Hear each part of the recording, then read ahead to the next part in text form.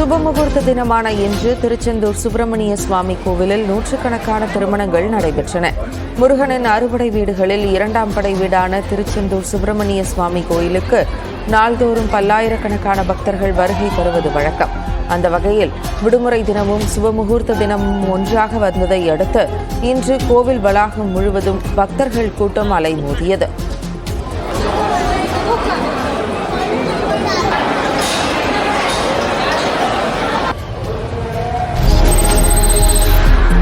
மீன்பிடி தடை காலம் காரணமாக கோவை மொத்த மீன் மார்க்கெட்டில் கடல் மீன்களின் விலை பல மடங்கு அதிகரித்திருந்தது. கர்நாடகா, தூத்துக்குடி, ராமநாதபுரம் பகுதிகளில் இருந்து மீன்கள் வரத்து குறைந்துள்ள நிலையில் கேரளாவில் இருந்து மட்டுமே மீன்கள் வந்து கொண்டிருக்கிறது. வரத்து குறைந்ததால் மீன்கள் விலை பல மடங்கு உயர்ந்துள்ளது. குறிப்பாக வஞ்சர மீன் கிலோ 1300 முதல் 1400 ரூபாய் வரை விற்பனை செய்யப்படுகிறது. இதேபோல மத்தி மீன் 180 ரூபாய்க்கும், சங்கரா 260 ரூபாய்க்கும், கிழங்கா 190 ரூபாய்க்கும், அயிலை 220 ரூபாய்க்கும், இறால் 500 ரூபாய் என விற்பனை செய்யப்படுகிறது. இது கடந்த வாரத்தை விட 10 முதல் 20 ரூபாய் விலை என்று வியாபாரிகள் தெரிவிக்கின்றனர். இதே மாதிரி எல்லா மீன்களும் கொஞ்சம் அதிகப்படியாக தான் ரேட்டு போயிட்டு இருக்கு. இந்த தடைகாலம் நமக்கு ஜூன் வரைக்கும் நீடிக்கும். இன்னொரு 10 நாள் கூட நீடிக்கும். அது முடிஞ்சுன்னா கொஞ்சம் வரத்து அதிகமாக இருக்கும். வரத்து அதிகமாச்சுன்னா நம்ம வாடிக்கையாளருக்கு தகுந்த மாதிரி நம்ம அவங்களுக்கு சாட்டிஸ்ஃபேக்ஷன் ஆகிற அளவுக்கு நம்ம விலையை கம்மி பண்ணி கொடுப்போம். நமக்கும் சரக்கு வரும். கோவை மாவட்டத்தில் எல்லாருக்கும் நம்ம சரக்கு இங்கிருந்தா போயிட்டு இருக்கு. அதை நம்ம எல்லாருக்கும் அதிகமாக நம்ம கொடுத்துட்டு இருப்போம். இப்போ கொஞ்சம் டிமாண்டாக இருக்கு. புதுக்கோட்டை மாவட்டம் அறந்தாங்கி அருகே அழியாநிலை ஸ்ரீ அரியநாயகி அம்மன் கோயில் திருவிழாவை முன்னிட்டு மாட்டு வண்டி எல்கை பந்தயம் நடைபெற்றது. பெரிய மாடு, நடு மாடு என இரு பிரிவுகளாக நடத்தப்பட்ட போட்டியில் மதுரை, திருச்சி, தஞ்சாவூர் உள்ளிட்ட பல்வேறு மாவட்டங்களைச் சேர்ந்த மாட்டு வண்டிகள் பங்கேற்று இலக்கை நோக்கி சீறி பாய்ந்தன.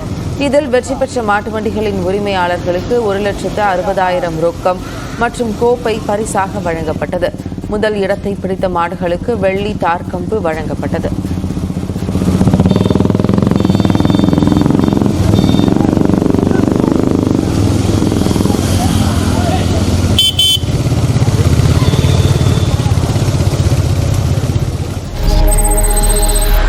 சென்னை மீனம்பாக்கத்தில் குடிநீர் குழாய் உடைப்பால் ஜிஎஸ்டி சாலையில் தோண்டப்பட்ட பள்ளம் சரி செய்யப்படாததால் நேற்று காலை முதல் இரவு வரை கடும் போக்குவரத்து நெரிசல் ஏற்பட்டது.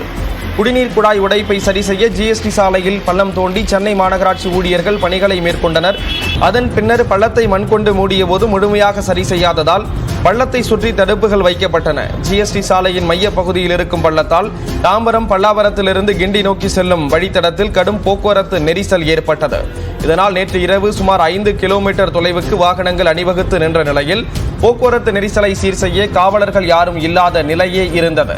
பல்லாயிரக்கணக்கான வாகனங்கள் செல்லும் ஜிஎஸ்டி சாலையில் மேற்கொள்ளப்படும் பணியை விரைவாக முடிக்காததால் வாகன ஓட்டிகள் கடும் அவதியடைந்தனர்.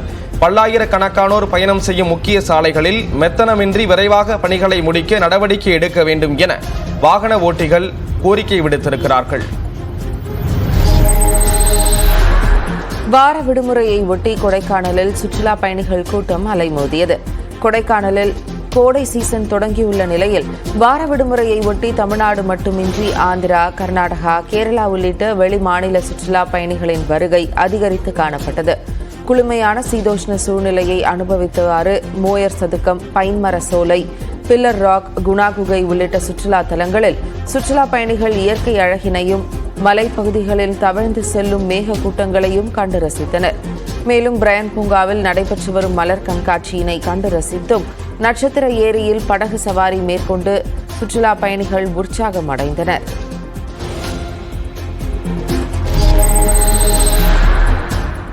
சிவகங்கையில் சாலையின் நடுவே பழுதாகி நின்ற அரசு பேருந்தை பயணிகள் தள்ளிச் செல்லும் நிலை ஏற்பட்டது. சிவகங்கை மாவட்டத்தில் இயக்கப்பட்டு வரும் பேருந்துகளில் 50% பேருந்துகள் காலாவதியான நிலையில் இருப்பதாக கூறப்படுகிறது. இந்நிலையில் சிவகங்கையிலிருந்து மதுரைக்கு பயணிகளை ஏற்றிச் சென்ற பேருந்து நிலையத்திலிருந்து புறப்பட்டு வெளியேறிய போது சாலையின் நடுவே பழுதாகி நின்றது. இதையடுத்து பேருந்தில் இருந்த பயணிகள் கீழே இறங்கி பேருந்தை தள்ளிச் சென்றனர்.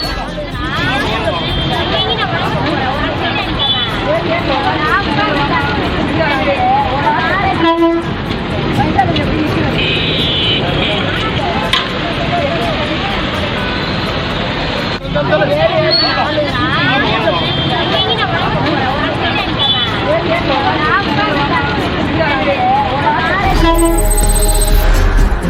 ஈக்காட்டுத்தாங்கலில் சாலையோரம் படுத்திருந்தவர்கள் மீது ஆசிட் வீசப்பட்ட சம்பவத்தால் பரபரப்பு ஏற்பட்டது. ஈக்காட்டுத்தாங்கலில் மெட்ரோ ரயில் நிலைய வாசலில் சாலையோரமாக சிலர் உறங்கிக் கொண்டிருந்த போது அங்கே வந்த நபர் பெண் ஒருவர் மீது ஆசிட் பாட்டிலை வீசிவிட்டு தப்பியோடினார். பாட்டில் உடைந்து அதிலிருந்த திராவகம் தெரித்ததில் 2 பெண்கள் மற்றும் ஒரு சிறுமி உட்பட சிலர் காயமடைந்தனர். தோலில் பாதிப்பு ஏற்பட்ட 5 வயது சிறுமி மருத்துவமனையில் அனுமதிக்கப்பட்டார். சாலையில் படுத்திருந்த பெண் ஒருவருடனான முன்பகை காரணமாக ராஜா என்ற நபர் இந்த ஆசிட் தாக்குதலை நடத்தியதாக கூறப்படுகிறது.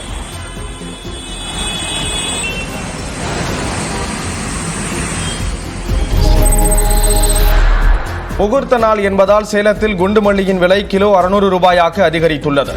கடந்த 2 வாரங்களாக பெய்த மழையின் காரணமாக சேலம் வஉசி பூ மார்க்கெட்டிற்கு பூக்களின் வரத்து அதிகரித்து விலை குறைந்திருந்தது. இந்நிலையில் வைகாசியின் முதல் முகூர்த்த நாள் என்பதால் பூக்களின் தேவை அதிகரித்து விலை உயர்ந்துள்ளது. அந்த வகையில் கடந்த வாரம் கிலோ 240 ரூபாய்க்கு விற்பனை செய்யப்பட்ட குண்டுமல்லி தற்போது 600 ரூபாயாக அதிகரித்துள்ளது. முல்லை 450 ரூபாய்க்கும் காக்கட்டான் 400 ரூபாய்க்கும் விற்பனையானது. கலர் காக்கட்டான் 300 ரூபாய்க்கும் மலை காக்கட்டான் 400 ரூபாய்க்கும் விற்பனையானது. வெள்ளை அரளி 140 ரூபாய்க்கும் மஞ்சள் அரளி 140 ரூபாய்க்கும் செவ்வரளி 200 ரூபாய்க்கும் விற்பனை செய்யப்பட்டது. மொழி பெரிதா இசை பெரிதா என்ற விவகாரத்தில் இளையராஜா வைரமுத்து இடையே ஆரோக்கியமான கருத்து பரிமாற்றமே நடைபெற்றிருப்பதாக நடிகர் சூரி தெரிவித்தார். சேலத்தில் செய்தியாளர்களிடம் பேசிய அவர் இதனை கூறினார்.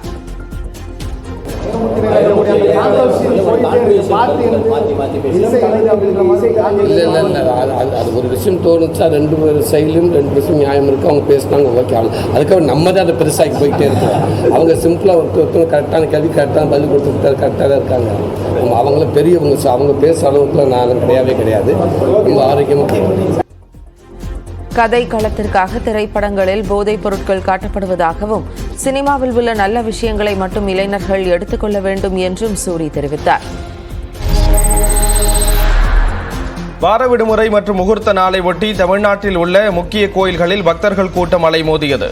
உலக பாரம்பரிய சின்னமாக விளங்கி வரும் தஞ்சை பெரிய கோயிலை காண ஞாயிற்றுக்கிழமை காலை முதலே ஆயிரக்கணக்கான பக்தர்கள் குவிந்தனர். இதனால் கோயில் வளாகம் முழுவதும் மக்கள் வெள்ளமாக காட்சியளித்தது. நீண்ட வரிசையில் பல மணி நேரம் காத்திருந்து பக்தர்கள் பெருவுடையாரை தரிசனம் செய்தனர்.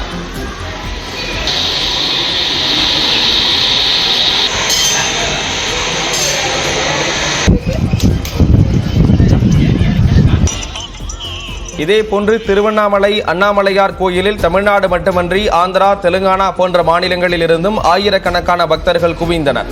இதனால் சாமி தரிசனத்திற்கு 4 மணி நேரத்திற்கு மேலாக காத்திருக்கும் நிலை ஏற்பட்டது.